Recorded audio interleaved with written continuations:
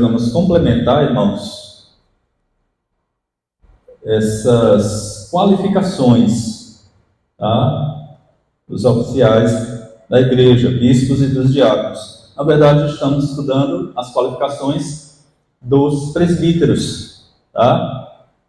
É o que Paulo coloca aqui dos versos de 1 a 7. Dos versos de 8 até o verso número 13, ele vai elencar, listar as qualificações para os diáconos. São bem semelhantes também.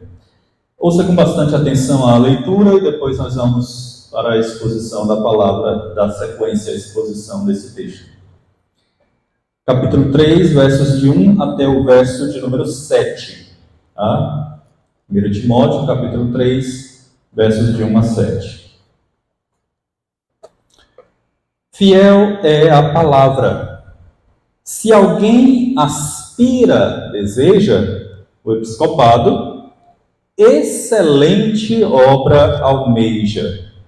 É necessário, portanto, que o bispo seja irrepreensível, esposo de uma só mulher, temperante, sóbrio, modesto, hospitaleiro, apto para ensinar, não dado ao vinho, não violento, porém cordato, inimigo de contendas, não avarento, e que governe bem a própria casa, criando os filhos sob disciplina com todo respeito. E se alguém não sabe governar a própria casa, como cuidará da igreja de Deus? Não seja neófito, para não suceder que se ensoberbeça e incorra na condenação do diabo. Pelo contrário, é necessário que ele tenha bom testemunho dos de fora, a fim de não cair no opróbrio e no laço do diabo. Vamos orar mais uma vez? Seus olhos. Nosso Deus e Pai, nós te rendemos graças mais uma vez, Senhor Deus, por esta oportunidade tão preciosa que o Senhor nos concede, podermos na Tua presença, junto aos nossos irmãos, cultuar ao Teu santo nome, louvar e bendizer o nome excelso do Senhor, ter a liberdade de ler a Tua palavra e estudá-la. Mas não podemos fazer isso, Senhor Deus, sem a iluminação do Teu Santo Espírito. Por isso nós pedimos que, suplicamos, rogamos e intercedemos, que o Senhor possa iluminar nossa mente, dando-nos a compreensão devida dessa porção da Tua palavra que lemos. E que de fato, Senhor Deus, essas credenciais, essas virtudes, esses atributos, não possam ser apenas contemplados, vistos ou almejados, não somente nos homens que certamente estarão à frente dos cargos de oficiais da igreja, mas que elas possam realmente ser percebidas, vivas, vivenciadas na vida de cada um dos teus servos, de cada um dos teus filhos, da tua igreja, para que assim nós possamos ser encontrados pelo Senhor como uma igreja que realmente vive segundo o teu coração, segundo o teu querer, segundo a tua vontade, e que sobretudo traz glória ao teu santo nome. A começar em mim, Senhor Deus, que o Senhor possa aplicar estas verdades em nossas vidas e na tua igreja. Tudo isso oramos agradecidos ao Senhor, em nome de Cristo, hoje e sempre. Amém. Meus queridos irmãos, ao estudarmos a primeira epístola de Paulo a Timóteo, e especificamente chegando aqui no capítulo de número 3, nós vamos nos deparar, e temos nos deparado já, com as qualificações ou atribuições exigidas de Deus, da palavra de Deus, aos homens que desejam assumir os cargos de oficiais da igreja. Já vimos que este homem, ele tem que ser uma pessoa irrepreensível, não significa ser uma pessoa perfeita, tá? Porque senão nós não teríamos, tá? Mas irrepreensível é alguém que realmente tem uma conduta íntegra. Que se essa pessoa errar, você fica realmente admirado, você fica impactado, você fica, poxa, eu não esperava isso dele. É alguém assim. Vimos também que esposo de uma só mulher, ou seja, as suas afeições, os seus sentimentos, eles devem realmente ser para uma única mulher, a sua esposa. Deve ser também uma pessoa temperante, sóbria, modesta, apta para ensinar, hospitaleira e, por fim, na semana passada também vimos que esta pessoa, este homem, apto para este cargo, ele não pode ser uma pessoa arrogante. A gente tem que ser uma pessoa mansa, uma pessoa serena, até mesmo porque ele vai lidar com pessoas, com vidas, e para tanto ele precisa realmente dessa serenidade. Sequenciando no estudo do texto, observando também, irmãos, algumas outras atribuições que o texto realmente vai estendendo aqui para nós, o texto nos mostra também que este deve ser uma pessoa não irascível e nem violento, porém cordato. Não irascível, nem violento, porém cordato. Não irascível. Ele não pode ser uma pessoa, irmãos, que se ira com facilidade. Já ouviu aquele termo pavio curto? Ele não pode ser assim. Ele não pode ser essa pessoa que se ira com facilidade. Ele não pode ser uma pessoa dada a explosões de ira. Nem tampouco ele pode ser uma pessoa áspera, ácida. E as antigas desculpas, né? Não, eu sou colérico, eu tenho sangue nas veias, né? Isso não combina com crente. Muito menos com oficial de igreja. Então, lembremos-nos, essa pessoa, ela não pode ser irascível e nem violenta, porém cortada. Não violento. Isso aqui é muito importante. Isso aqui não é apenas na igreja, começa em casa. Não violento, nem com palavras e nem com atos. E a gente sabe, irmãos, que tem palavras que machucam muito mais do que uma agressão física. As agressões verbais, elas entram no fundal.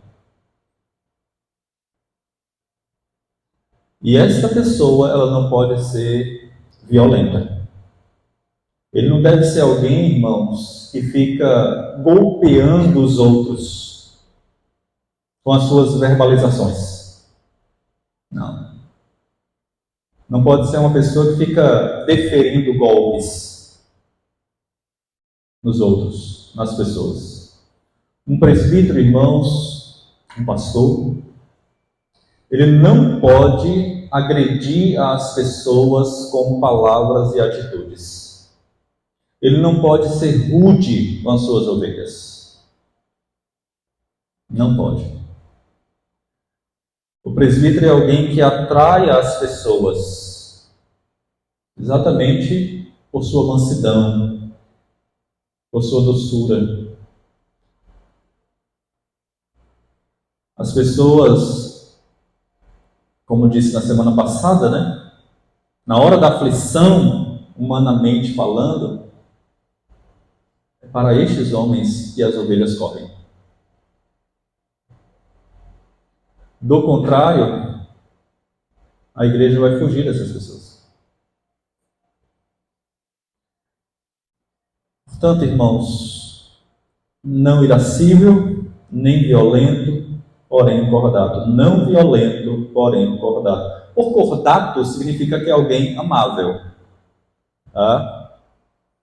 Alguém amável. É uma pessoa que ela luta pela paz. Ela promove a paz. Ela promove a reconciliação. Ela faz aquilo que Cristo faz.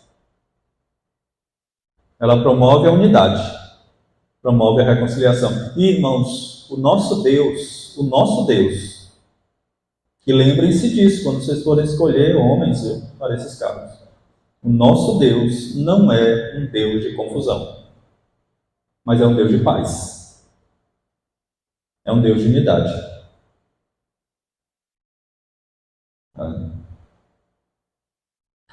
Então lembremos disso. Não violento, porém acordado. Uma pessoa violenta, irmãos, ela agride, ela humilha, ela machuca. Ela não agrega, ao contrário, ela afasta.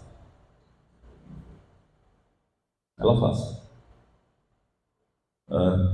E o cordato é exatamente o contrário. Né? É uma pessoa que luta pela paz, cessa os conflitos, é um pacificador. Um pacificador, alguém que promove reconciliação. Não é alguém que vai lançar mais lenha, viu? Mas é alguém que chega para apagar o fogo, exatamente isso. Pessoa doce, pessoa amável, pessoa carinhosa, né? Ele deve ser assim. E é isso que Paulo quer nos dizer aqui. É aquela pessoa, irmãos, que chega e se preocupa. Ela cuida de você. Ela cuida nas orações, porque ela ora por você. Ela cuida se preocupando de você. E ela cuida se colocando à sua disposição. É esse tipo de pessoa. É isso que Paulo quer colocar aqui para nós, exatamente nessa credencial. Mas ele vai mais além, né? Ele diz aqui, deve ser justo. Deve ser justo. Irmãos, na igreja, especialmente na liderança da igreja, a liderança vai tratar de muitos casos.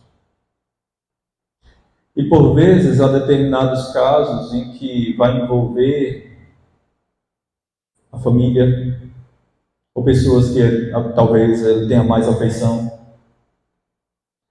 E é necessário, irmãos, que se tenha uma balança justa. Por exemplo, um exemplo, tá? Apenas um exemplo, por favor. Digamos que Kênia se desentendeu com Vitor.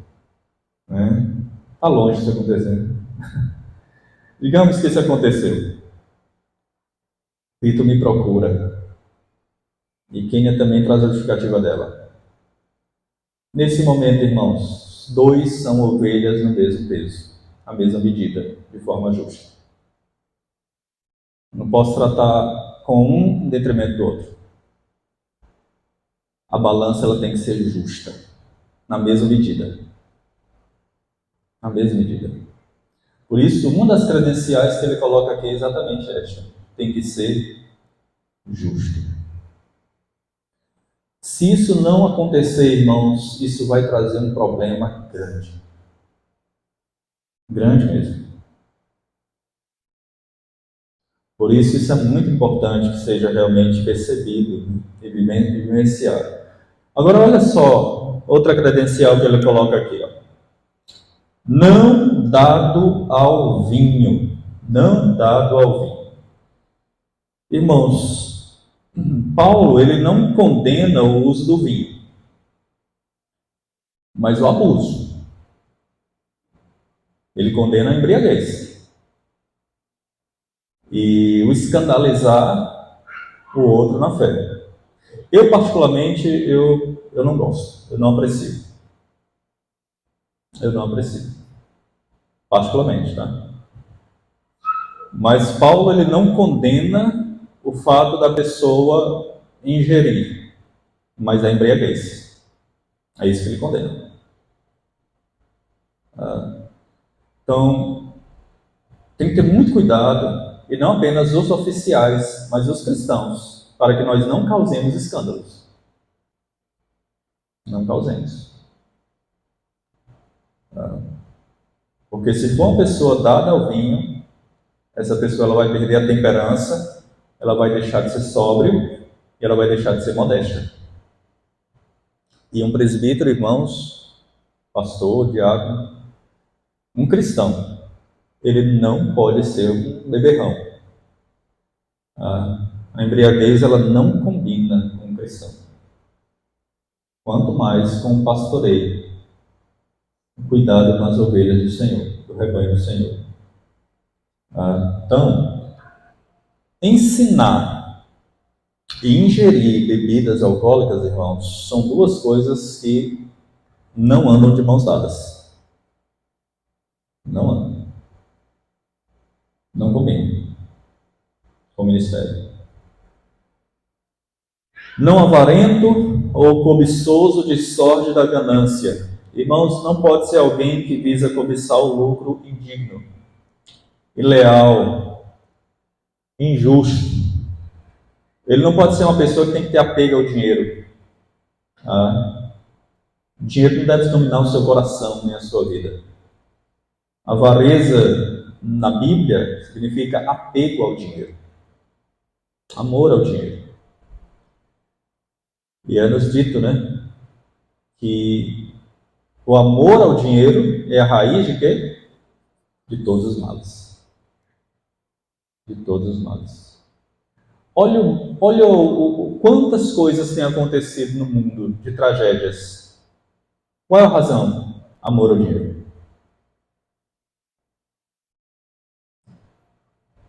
Quantos divórcios?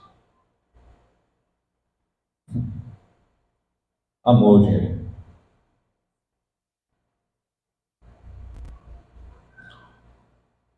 E o presbítero não pode, irmãos, o oficial não pode ter realmente essa situação abrigada no coração. E tem sido muito triste perceber que há líderes apegados muito mais ao dinheiro do que ao ministério. Muito mais. Alguns dos ministros que olham para as suas ovelhas um cifrão. O quanto esta pode nos oferecer. Isso é triste, irmãos. O apóstolo Pedro ele exortou os presbíteros a não pastorear o rebanho de Deus por sorte da ganância. E Paulo, lá em Atos capítulo 20, verso 32, 33, né, ele testemunhou aos presbíteros de Éfeso que ele não cobiçou nem ouro, nem prata e nem vestes. Nada disso. Enfim, irmãos, quem ama o dinheiro não ama a Deus e nem a mais ninguém.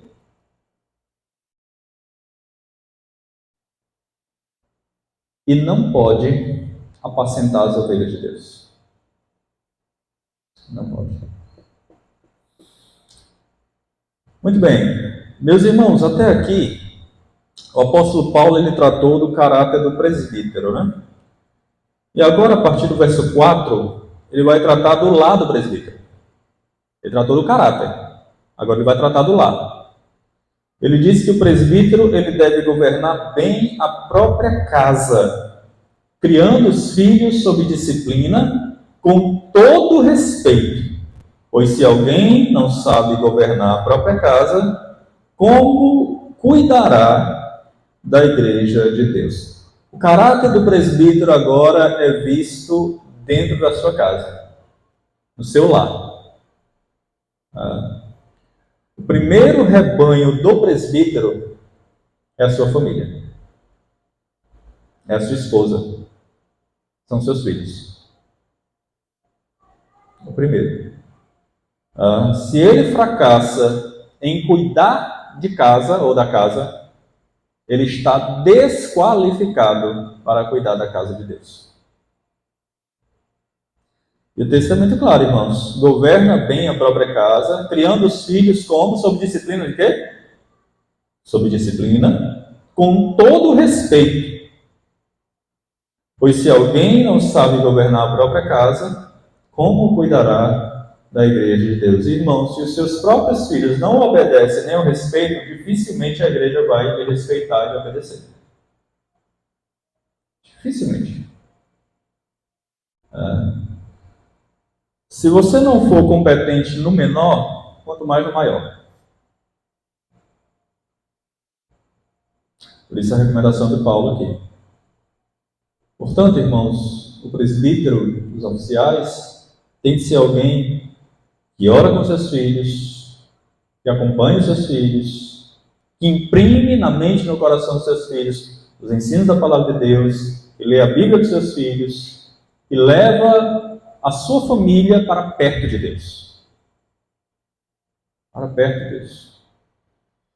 E note novamente que o texto aponta para a liderança masculina, né? Dentro da casa e dentro da igreja. Aponta para a liderança masculina. Mas Paulo mostra que a igreja é a grande família de Deus. A sua é a sua família. A igreja é a grande família de Deus.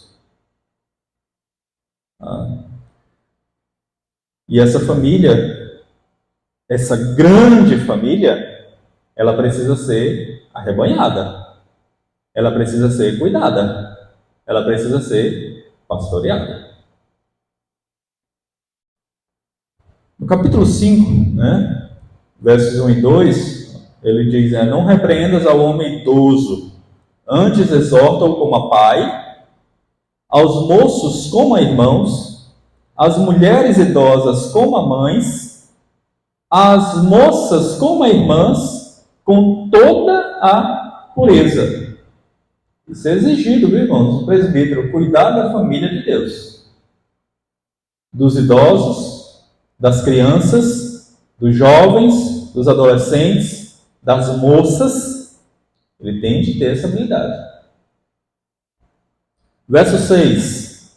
Não seja neófito, para não suceder que se soberbeça e incorra na condenação do diabo. Neófito é um novo na fé. Tá? E olha que a recomendação de Paulo aqui é exatamente que esta pessoa que vai concorrer ao cargo, né, ou ser indicada, ela não pode ser uma nova na fé. E ele diz o porquê. Né?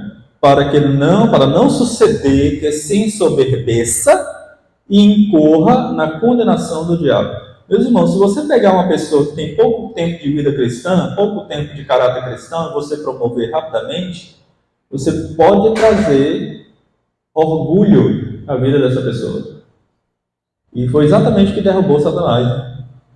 Orgulho. Por isso que Paulo está lembrando aqui, não se ensoberbeça e incorra na condenação do diabo.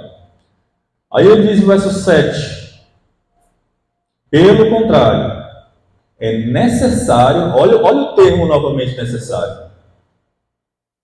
Olha o termo necessário.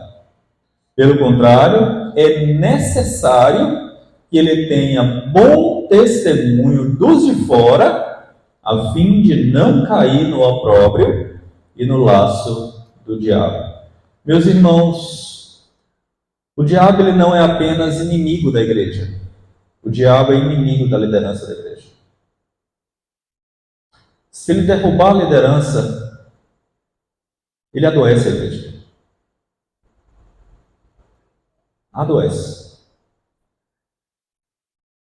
E meus irmãos, embora o presbítero ele exerça o seu ministério entre os domésticos da fé, mas o seu testemunho vai muito mais além. Muito mais além. O testemunho dos oficiais da igreja, irmãos, transbordam para além das portas da igreja. Para além das portas da igreja. Hoje eu estava no centro da cidade, só para dar um exemplo aqui, né? Deixa eu ver se foi lá mesmo. Não, foi no supermercado. Estava lá, e de repente, uma pessoa, eu passei e a pessoa disse assim, Pastor Neto, e ela falou baixinho. Eu olhei para a pessoa e ela virou o rosto. Mas só para os irmãos terem uma noção de que o nosso testemunho, onde quer que nós estejamos, ele fala alto. Fala muito alto. Muito alto mesmo. Porque já vi casos em que um oficial da igreja estava em um ambiente se comportando uma conduta realmente reprovável. Tinham outras pessoas que o conheciam e ele não sabia, sabiam que era um oficial da igreja, e lamentavelmente a postura desta pessoa foi reprovável a ponto destas outras se escandalizarem. Meus irmãos, onde quer que estivermos, como cristãos de uma maneira geral, nós estamos dando testemunho da nossa fé. Em tudo o que fizermos, até em uma fila de supermercado, você tem que dar um bom testemunho. Quer comais, bebais ou façais qualquer outra coisa, fazer o que? Tudo para o quê? Podemos achar que isso é radicalismo, mas não é, irmãos. Há muitos que não têm vergonha do Evangelho, mas que envergonham o Evangelho. E têm envergonhado o Evangelho. E é triste isso, irmãos. Porque quando nós realmente envergonhamos e damos um mau testemunho, não é apenas o nosso nome que está em jogo, mas é o nome da igreja, o nome da família da fé, o nome do povo de Deus e o nome de Cristo. O nome de Cristo. Pois não, irmão Gabriel.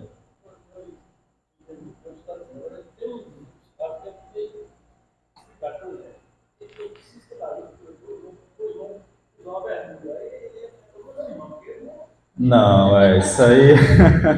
Isso aí é exagero, já. É exagero. É exagero. Aí é total radicalismo. Aí é total exagero. Exagero mesmo.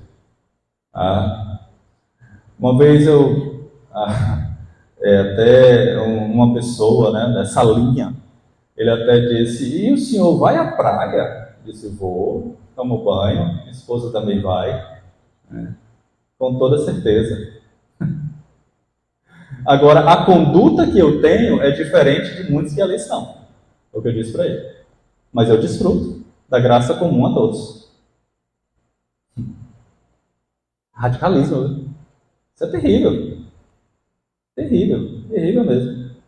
Isso aí é opressor. Mera religiosidade. Ok, irmãos? Então, Paulo está destacando aqui 3 áreas: o lar, a igreja e a sociedade.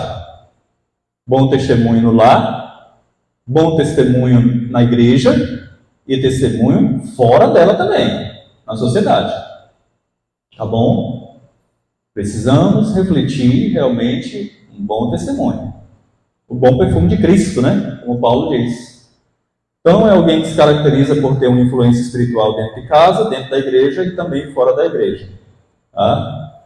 Exatamente pelo fato de que o testemunho cristão, ele não dispensa de forma alguma e nunca, irmãos, a santidade. Irmãos, nós não podemos testemunhar sem santidade. Não é perfeição, mas nós não podemos testemunhar sem santidade. É por isso que Paulo lembra, né? É necessário que ele tenha bom testemunho dos de fora, a fim de não cair no opróbrio e no laço do diabo. Vamos abrir as nossas Bíblias em 1 de Pedro, por favor. 1 de Pedro, capítulo 4, versos 14 a 16.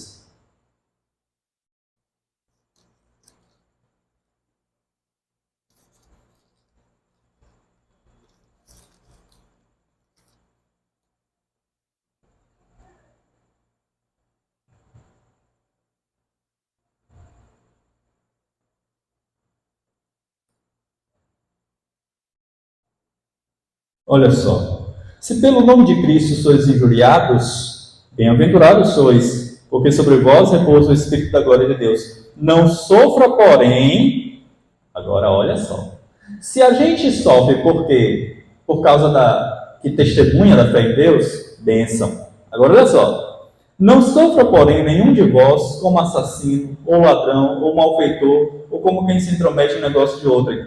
Mas se sofrer como cristão, não se envergonhe disso. Antes o quê? Glorifique a Deus com o seu nome. É honra sofrer pela causa de Cristo, porque você é um cristão. É honroso, é digno. O nosso testemunho, irmãos, deve ser de tal forma que o mundo não deve ter nada que dizer contra nós. Nada. E se tiver de dizer, é por causa do nosso bom exemplo. Por causa do nosso bom testemunho. E não o contrário. E não o contrário. Se a gente for olhar para a Bíblia, a gente vai ver homens de Deus nessa situação. Daniel foi perseguido pelo quê? Por causa da sua fé. José foi preso pelo quê? Porque honrou o Senhor. Jó foi condenado pela sua própria esposa, né? Porque não desonrou a Deus.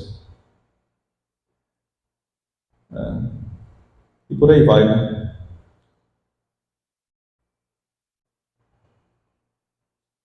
Então, uma coisa é certa, irmãos. Vai chegar o dia em que vão estabelecer, farão leis contra as virtudes. Esse dia já está até chegando. E quem for virtuoso vai estar quebrando essas leis. Quer um exemplo? Não aqui ainda, mas lá nos Estados Unidos e na Europa, em grande parte, já estão realmente condenando pastores que se recusam a fazer cerimônia de casamento homossexual.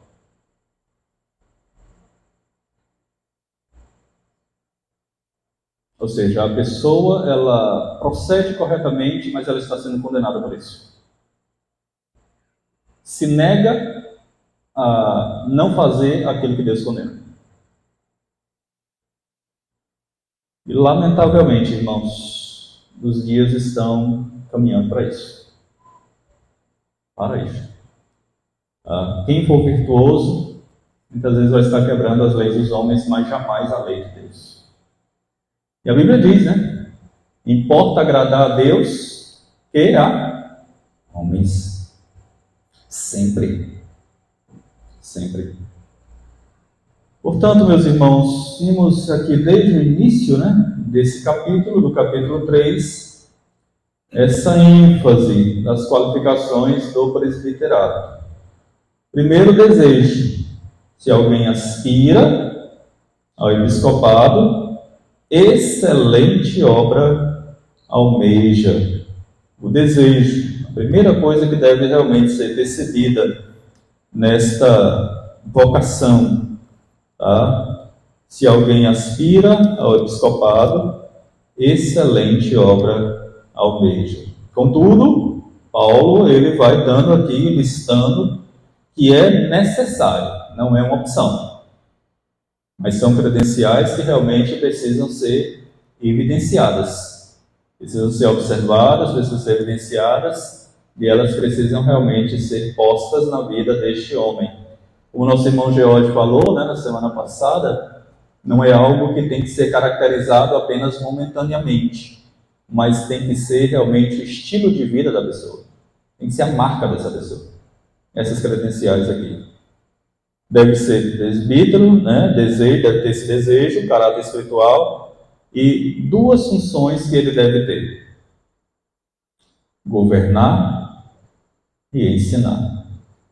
Governar e ensinar. Portanto, meus irmãos e irmãs, oremos, né? E trabalhemos para que a liderança da igreja presbiteriana como um todo, não apenas dessa igreja local, mas a liderança da igreja presbiteriana como um todo, irmãos, ela nasça da graça de Deus. E Deus levante homens não segundo os nossos desejos e inclinações pecaminosas, mas que Deus levante homens segundo o seu coração, segundo a vontade de Deus. Líderes qualificados no caráter E líderes qualificados no desejo exatamente de servir, de cuidar do rebanho, do pastoreio do Senhor. Que aprendam de Deus a governar o seu povo, a ensinar o seu povo. Meus irmãos, não tenham dúvida de uma coisa, não tenham dúvida. Uma igreja que tem uma boa liderança é uma igreja saudável. Uma igreja que tem líderes que amam o rebanho do Senhor é uma igreja saudável. Mas o contrário também é verdadeiro.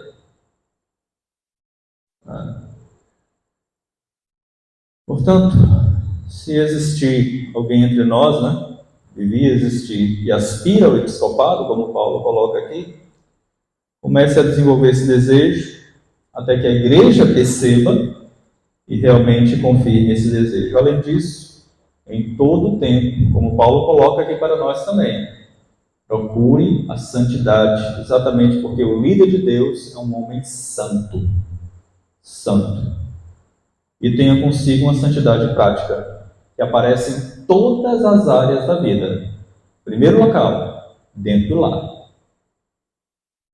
Todas as áreas. Dentro do lar, dentro da igreja e na sociedade, de uma maneira geral. E é um homem, irmãos, que receberá de Deus o dom de governar e o dom de ensinar com sabedoria. Tudo isso pela graça e para a glória de Deus e benefício do seu povo. Benefício do seu povo. E a igreja vai aprender a agradecer a Deus pelos seus presbíteros. Aceitar o governo dos presbíteros. Ouvir os ensinos dos presbíteros. Honrá-los no ministério que Deus realmente nos entregou. Portanto, irmãos, o governo do Senhor, da igreja do Senhor, é um governo masculino. Tá? Paulo coloca aqui para nós. Plural, são presbíteros, não só, é um colegiado de presbíteros, e não apenas pelo fato de ser homem, mas tem de ser homem de caráter espiritual. Espiritual. Esse é o modelo do governo que Deus quer na sua igreja. Esse e somente este, irmãos, caracterizado pela palavra, é que tem a aprovação do Senhor. Não é a minha e nem a sua vontade, mas é aquilo que a palavra prescreve, para que tenhamos realmente uma igreja saudável, para a glória de Deus. Vamos orar nesse instante pela liderança da igreja. Vamos pedir para que Deus abençoe, não apenas desta igreja, tá, irmãos? Mas orando para que o Senhor realmente abençoe a liderança da igreja presbiteriana do Brasil, para que realmente tenhamos homens, se levantem realmente, homens que amem ao Senhor, que amem o rebanho do Senhor, que amem a